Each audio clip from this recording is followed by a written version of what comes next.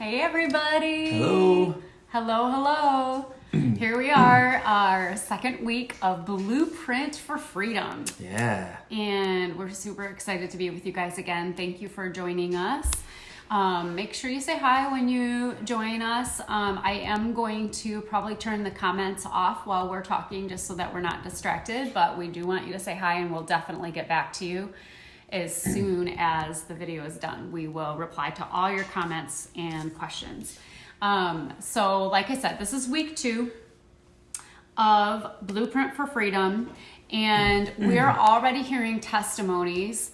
Dan and I minister to people every day and every week, and we use the principles that we've learned for healing and freedom. And so we are hearing some testimonies from people that's pretty powerful. What God is starting to do is, we mentioned it last week that your physical health is often tied to what's happening emotionally in your soul or in your subconscious. And so we're hearing testimonies. This lady at church, we prayed for her for some emotional healing, and she texted and messaged us like the next day and said that her physical healing that she had been struggling with, back and neck problems and chronic pain for years, completely healed with one prayer and one releasing of some stuff that had been bothering her. It is amazing. Yes. Right. And then my friend Abby commented on last week's video that she's been through some of this with us,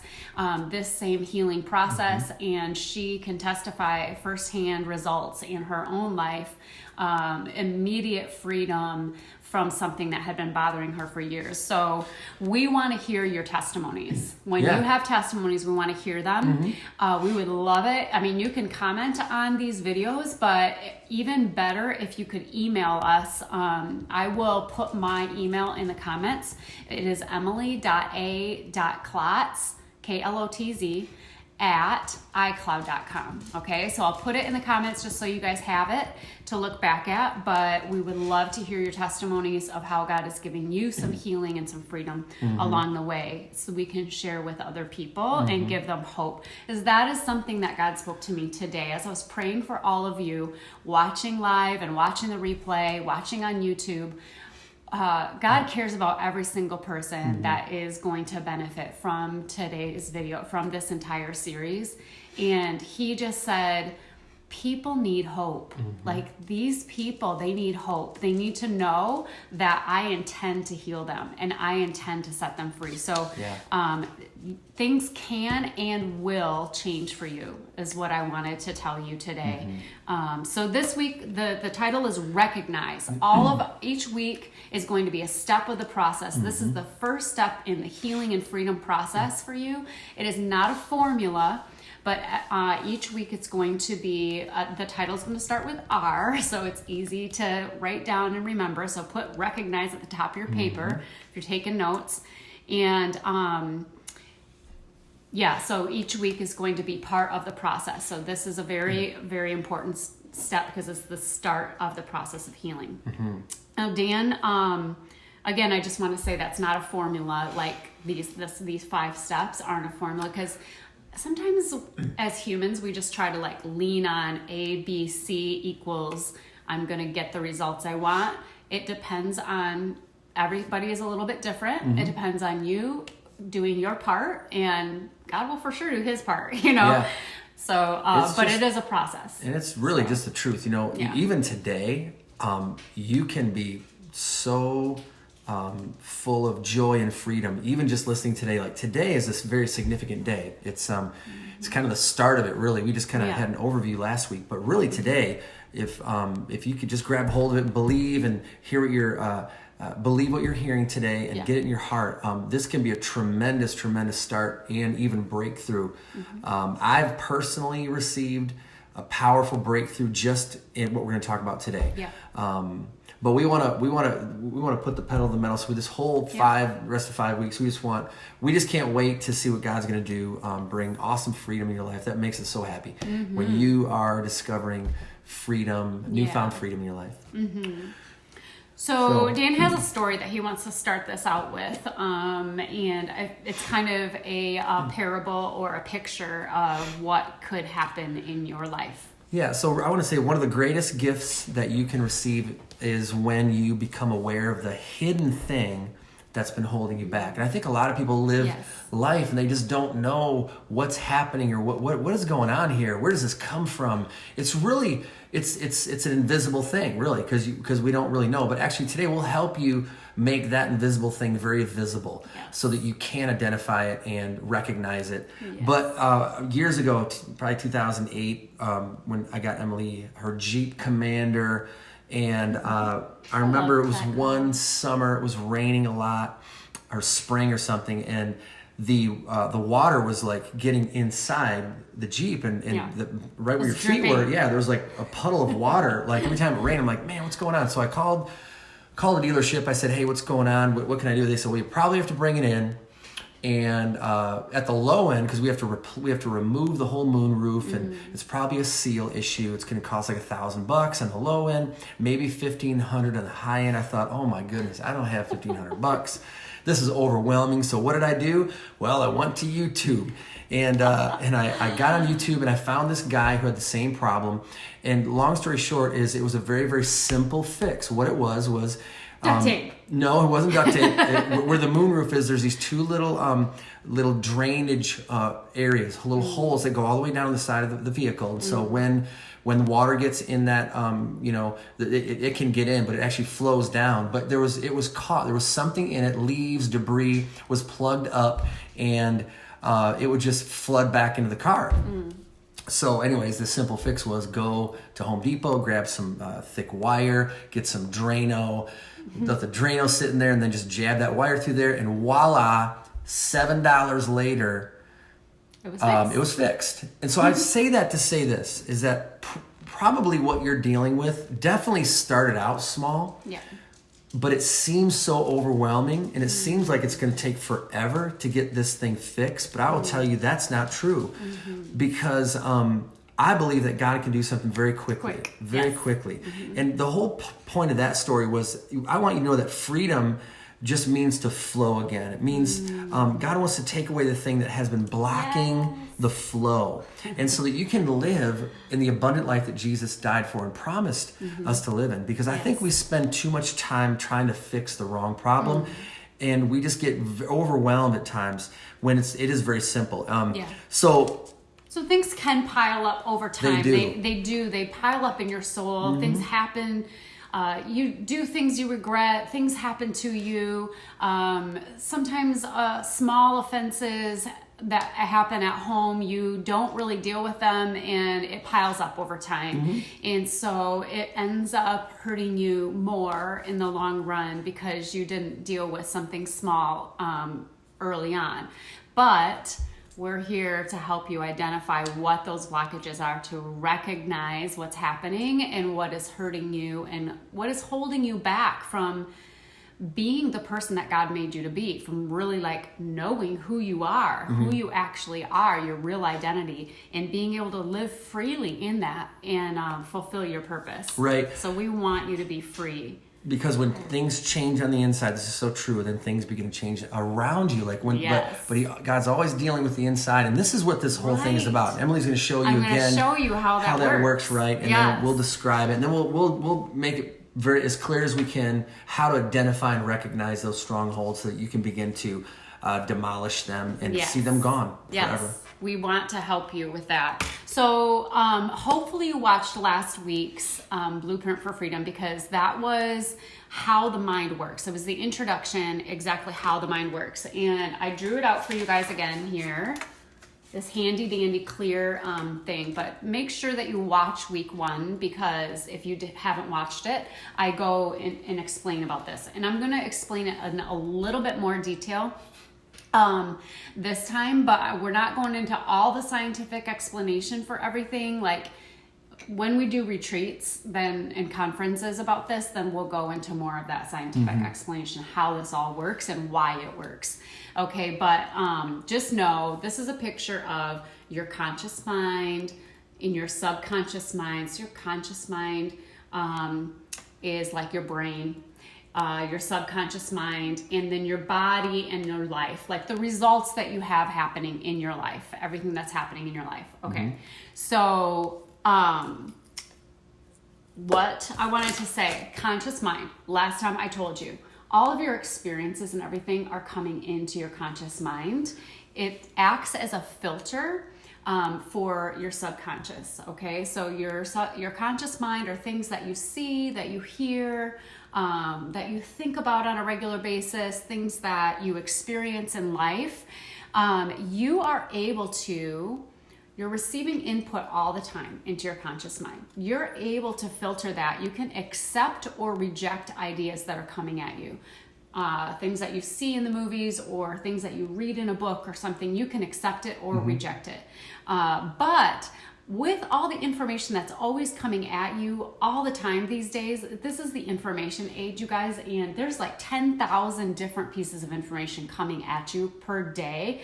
Your conscious mind can only process 1,000 out of those 10,000 things that are coming towards you. So just know that it can be overwhelming unless you consciously are thinking about filtering some of that stuff that is coming at you.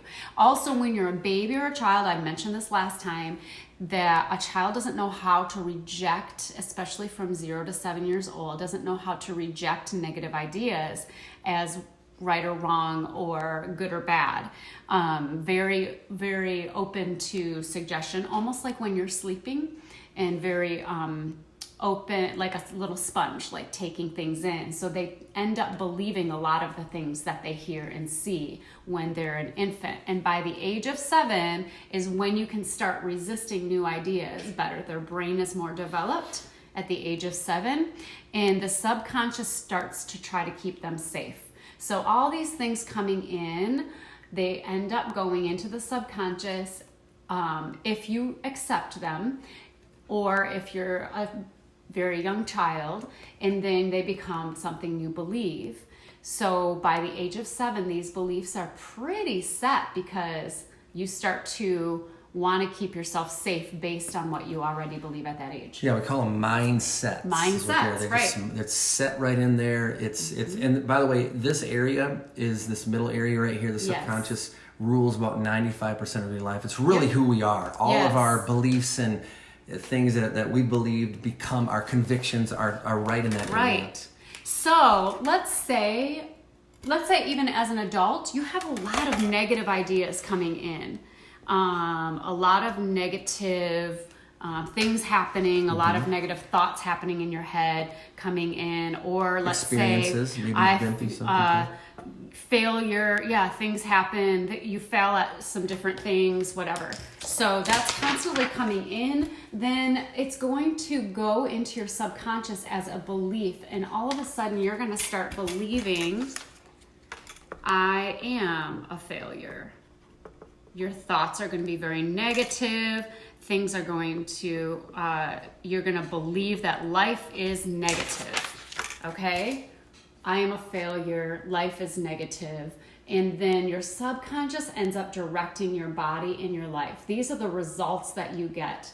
You make decisions and actions out of what you believe in your subconscious. It is not out of what you're thinking about in your head. What you know to be true with your head may be different than what you actually believe in your subconscious. So let me just say, like, your subconscious often can believe things that your conscious mind knows are false, but it believes it to be true. As an example, a amputee. Someone has had a limb amputated and their subconscious still believes that they have that limb. And so they literally can feel it, physically can feel it.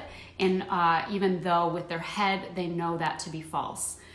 So that's just a little example. But it's imprinted, it's ingrained. This is what happens when so much of a certain information, good or bad, goes into your subconscious. It becomes again like an imprint. Yes. It becomes a groove that's their mindset. Right. So this is why teachers also have you repeat things, because when you learn something over and over, you read something over and over, or you sing something over and over, you learn it and it becomes something you believe, that you know without having to even think about it anymore, like driving a car or riding a bike. You just already, you know it, and your actions come from what you know and believe. So that is why, like, things that you think about over and over, or things that you hear or see over and over, are going to come into your subconscious, become something you believe, even if you don't want it to sometimes. But good news, you can change it. Yeah, you can can change the things that are hurting you, Yes. things you believe that are not even true about yourself, about God, about other people. Right. You can change that. And so we're here today to help you recognize what they are, so you can change it. People live their whole lives, like Yes. long lives, and never actually think about this. Yes. They just continue to struggle. They push it down and they struggle. But you don't have to, because when you can identify the negative mindset, the destructive mindset, the trauma, whatever Yes. happened in your life, you can identify it, then that's the time that you can take care of it, and you can demolish it and get it out, heal from it, and get free from it. Yes.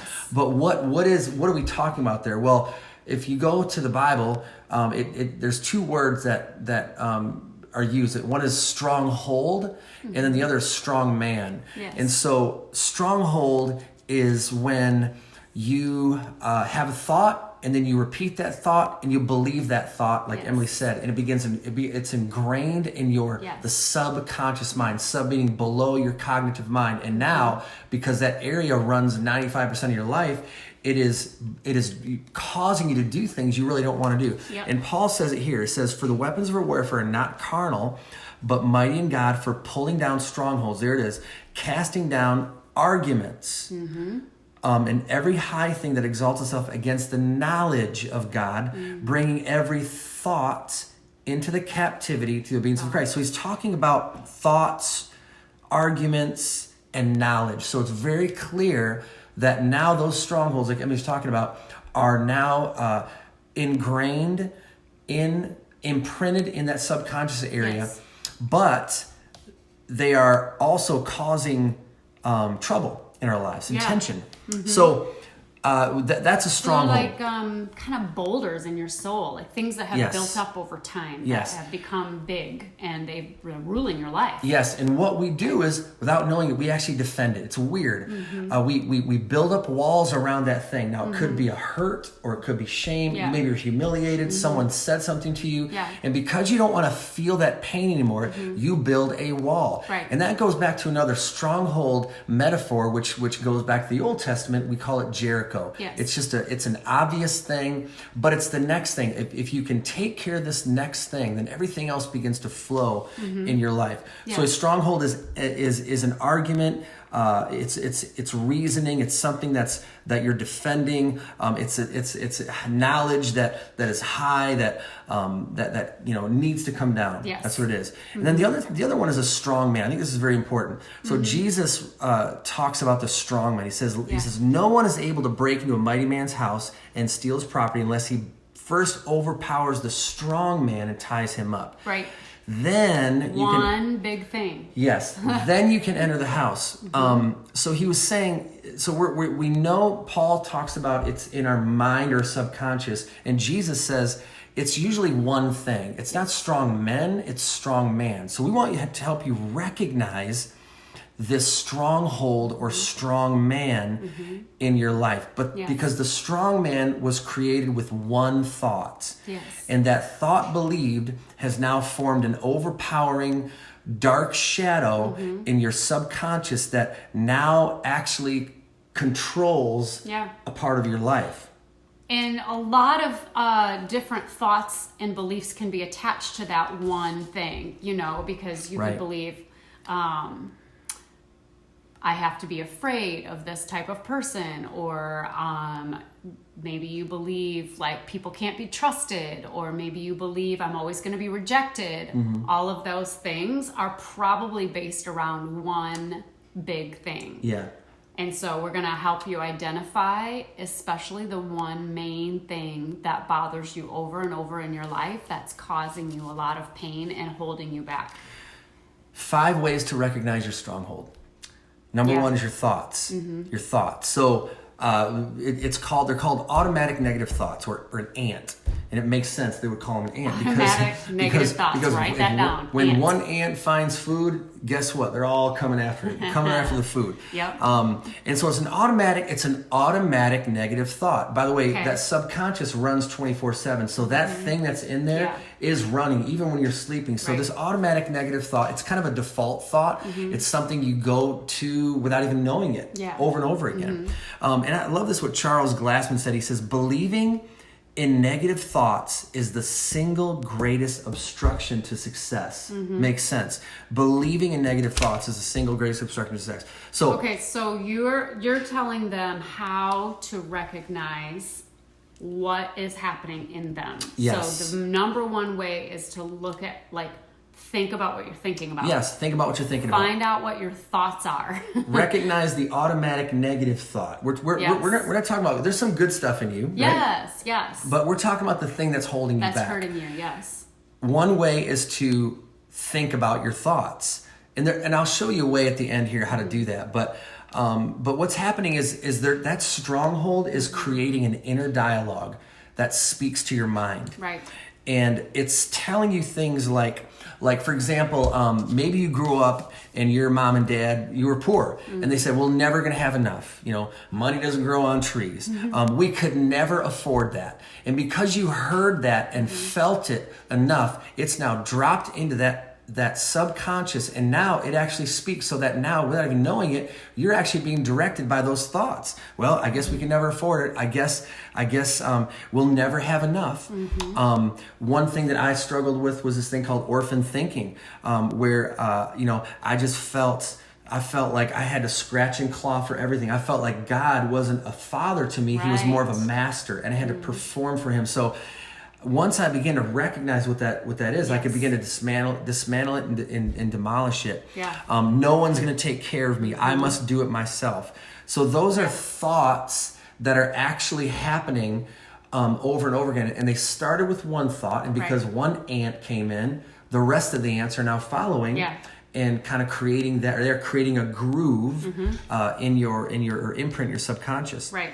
So when something happens, you automatically go to that thought. Well, I guess nobody's going to take care of me, so I guess I'm just going to have to do this myself. Yes. I guess I'll never afford, that thing that I really need or want. Yes. Or I'm a failure. No, you may have failed. You failed once in your life, and all of a sudden this voice says, no, you're a failure, you're a failure, you're a failure. So now it holds you back. You're fearful about doing anything in life because you think I'm going to fail anyway. So it's just crazy how that happens. But it's an inner dialogue that will produce an outer dialogue, which is the second way that you recognize a stronghold, is through words. Yes. And this is a great one. This is probably one of the easier ones to figure out.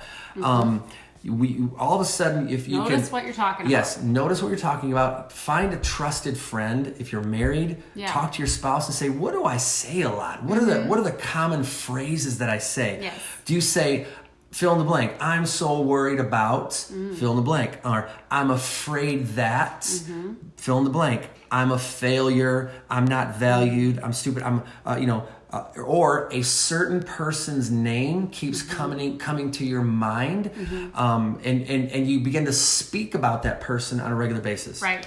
Yeah, so while Dan is going through these ways to recognize what is keeping you from peace and joy, what's holding you back and hurting you in your soul or your subconscious, you also might be watching these trainings because you want to help other people get free. So this is another clue to helping someone else get some freedom, is listening to the words that they say. Obviously you can't get into their thoughts, but you could ask them what their thoughts are, prevalent thoughts, like we're doing with you guys, and you can definitely listen to the repeated phrases that they're saying. For example, you can say, how's it going?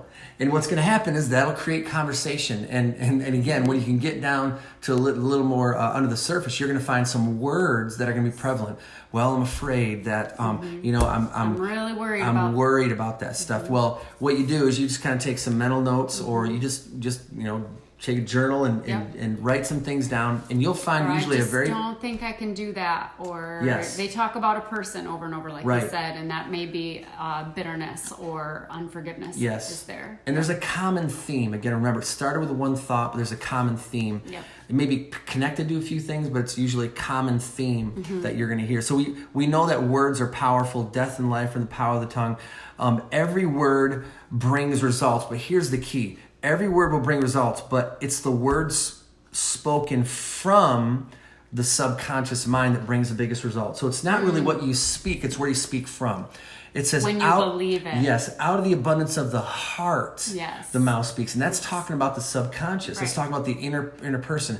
Out of the abundance of the heart. So words is it's what you speak. It's also from where you speak. Because I can speak things from my head and it, they're not going to affect me because I don't really believe them. But when I start speaking things from the heart, that's where the stronghold is right there. That's the area that so it's where you're speaking from. And usually where you're speaking from, it comes in abundance.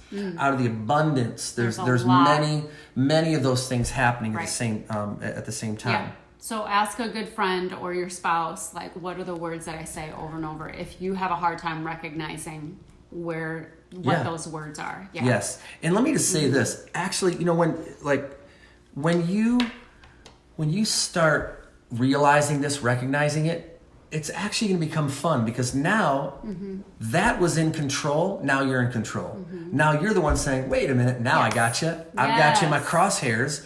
Now I've got you. Now I know what to do. So this is how cool this is. And it's really a kind of a hide and seek kind of thing. You'll find it and you'll be like, okay, now it's time to go. But let me just say this. Now I know what to do. Right. You're becoming self-aware, basically. Yes. So thought, you recognize strongholds or strong men with thoughts, with words, and also with feelings. This is really important. That's a big one. Yeah. Now, feelings, you can describe your feelings. And Emily said sometimes people can, and maybe that's true, but if you're sad, you'll know it. If you're depressed, you'll know it. If you're happy, you'll know it, right? So we know that when you have a certain feeling, you know it. when you have a certain feeling, it's always connected to a thought or a believed thought. Let's put it that way: a believed thought, a thought that's down there. Yes. Again, good or bad, right? Yeah, you might not know what that thought is, but you might have a feeling. It's like, okay, if you have a negative all of a sudden feeling, I feel, I'm just so angry right now, or right. And we're gonna get to that in a second, but you feel just like, now where did this sadness come? I was in a good mood, I was really happy, now all of a sudden I feel sad, kind of down. Where did that come from? Here's the truth. Not many people do that. They just feel sad, and then what they do is they escape from it. Like, I'm just going to, but we never really think about our thoughts, which is so true. So we think about our thoughts, our words, and then we have feelings that are connected to our thoughts. And I think this is really interesting. I'll say this really quick, is that neuroscience and the medical community knows that when your heart has a certain feeling, what it does, let's say you feel sad, well, it sends these neuropeptides which go to your brain, and these neuropeptides are information that tells your brain to create more cells that are more receptive to sadness or that feeling. Right. So if you're sad, it's going to say, okay, well, I guess we need more sad cells. I need more sad cells. And then it sends a message back down to the heart. So it's kind of a vicious cycle. Now, the good thing is that you can be happy. It'll create more happy cells. But here's the other truth, is that if you've been sad for a long time and you try to make yourself happy, when you start sending information of happiness to your brain, it's going to say, I don't have many of these cells. Like the information. So if you, again, it's going to feel unnatural, but this is so important because don't worry about it. You just need to create some more happy cells. You've been sad for so long. Do you know people have just been sad for so long? They've literally, their body, their mind has created cells receptive to sadness. Right. So it almost becomes this addiction to sadness or depression. In your body. And so one way out of that is, and we're going to talk about it in future weeks a lot more, is choosing to be thankful. choosing to think something positive over and over instead of the over and over thoughts that created the sadness and the depression. Right. So you have to be very intentional about it and begin to replace it. But we're going to get to that. Yeah, we'll get to that. So think about this. If again, feelings, if you want to change your feelings, you'll need to change that subconscious mind. All coming back because those thoughts are creating feelings. Yes. The fourth one is, this is how you can find a stronghold, are just the reactions, especially the quick reactions. Getting defensive. We've all gotten defensive, but sometimes we never really think why. Yes. But there's a reason why you're getting defensive. What's happening is whatever reason, it's hitting something. It's hitting that nerve, but it's really hitting the strong man or the stronghold in the subconscious area, and it's sending you a message saying, hey, you're saying, I want to protect this. The walls are going to go up. I'm going to become defensive. Yes. You'll get agitated. You'll get tense really quick. But again, you're actually defending the stronghold and the strong man. Yes. You're protecting yourself from something. Right. You're trying to protect yourself. So a quick reaction, notice what your reactions are. Like earlier today, I was thinking about a time that I got defensive and I was asking the Lord, like, okay, why did I get defensive? What was it in me that created that wall to try to protect myself, that made me feel defensive all of a sudden? Also, reactions are quick anger. You might lash out at someone. If a word comes at you that you don't like or you get defensive about it, you might quickly lash out at that person. Or I don't know, if you're really angry, if it's something really sensitive, you might throw something across the room. I don't know, whatever. There could be a quick reaction. So we talked last week about amygdala hijacked and how all of a sudden we can become very emotional without critically thinking about what, we don't give ourselves time. Yes. But the other thing with that is, I had a thought, but maybe I missed it. But no, it's okay. Quick reaction, yes. Building a wall to protect yourself. Yes, so that's a way that you can identify a stronghold in your subconscious. Yes. Again, you'll just have to kind of do some investigation. When those things happen. Don't be upset because everybody's got it. Just say, okay, we need to figure out for a moment where this is coming from and why I'm defending that thing over and over again. So usually if you get defensive about the same thing over and over, the same type of thing over and over, and you're starting to recognize that you're getting defensive about that same type of thing or the same type of words coming at you or the same type of actions coming at you, that's going to help you identify what is happening in there, like what you're getting defensive about. Right. Oh, they always say this about me, or someone always disrespects me in this area, and that hurts and causes me to get defensive. So then you're like, okay, that's probably shame. Right. And what I was going to say, I was going to say, there's a verse that says, that they hid the truth in their hearts, which is the subconscious, so that nothing would offend them. I love that verse. So there's a place you can be where you don't have to be defensive or offended because you've eradicated the stronghold and now you've got truth in there. Right. And the last one is an easier one too. It's actions. We just call them isms. Yeah. You'll notice that whenever there's some sort of ism, again, alcoholism, shopaholism, some addiction, being angry a lot over time. So these are kind of isms that are coming from that subconscious realm or the inward part of you. And so that's always an easier one to say is like, what is the, what do I keep falling into over and over again? So look at your actions. They're common actions. They're happening a lot. You'll try to suppress them. You'll try to stop them on your own, but they keep coming back, and it's because we're trying to fix the wrong problem. We're not getting down to that negative mindset or stronghold in the subconscious. Yeah, and again, it's usually one major thing. So you might have thoughts and feelings and actions and reactions to all these different things, but they usually have a common thread to them. There is often like something underneath it that is one or two main things.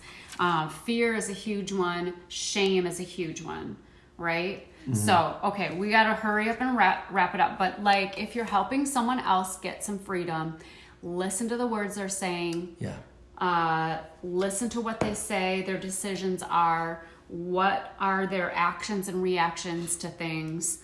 Say they're often saying, I can't believe they did that to me. And you know, that's some bitterness or unforgiveness in there.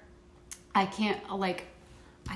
do I always fail at that thing? Well, like, what's wrong with me? Why do I always get rejected by people? What's wrong with me? That's usually shame or feeling devalued, not very valuable. Yeah. So this is how to recognize. So we're going to give you guys some homework. So 5 things, right?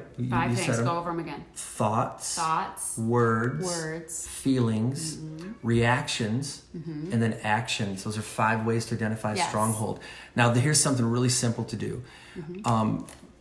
As far as your thoughts, what you can do is I do this as often as I can. Is I'll find a quiet time, usually in the morning, and I'll take about 10 minutes, and I'll just close my eyes and I'll breathe and I'll just focus on my breathing.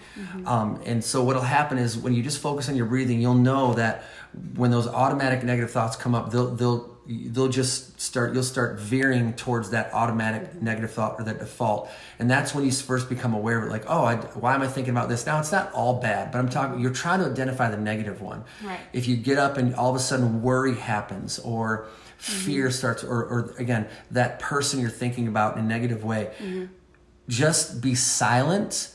And what you're doing is you're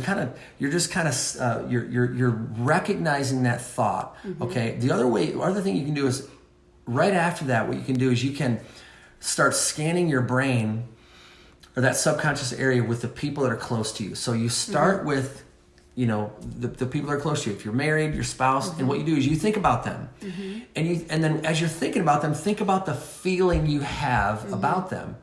And if it's a negative feeling, well, just kind of ask yourself why. Like try to why am I mad at this person? So if you can scan those people, scan you. How do I feel about me?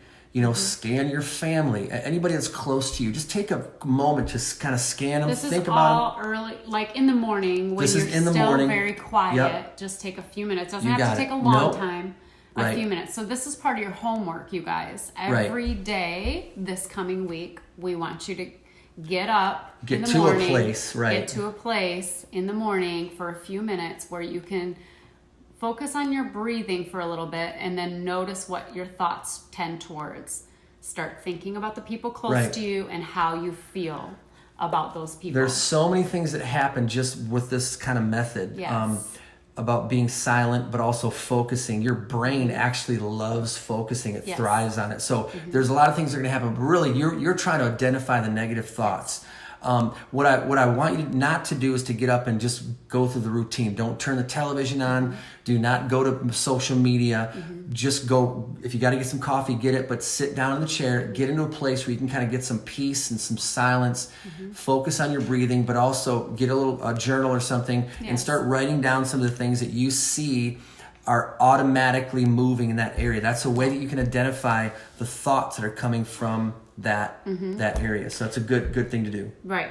And throughout the day. Yes. Talk to a trusted friend about your words. That's always a really good way to identify those as well. So we want you to write things down. When you notice what your thoughts are, what your feelings are towards people around you, towards yourself, what your words are, like asking your spouse or a close friend or somebody close to you, what kind of words do I say over and over about myself or about other people?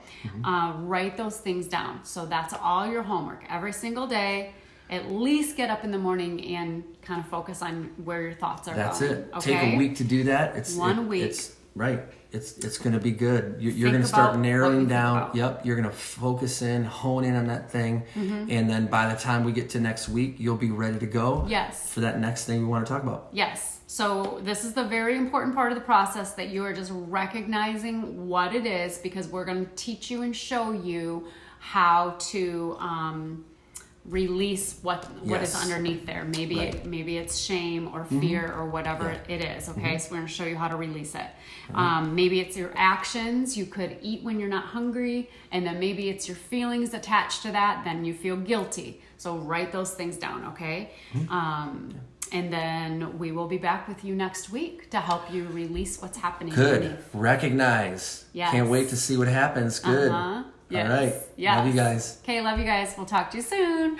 Make sure you like and share this video, and I will also share it on YouTube. Okay. See you.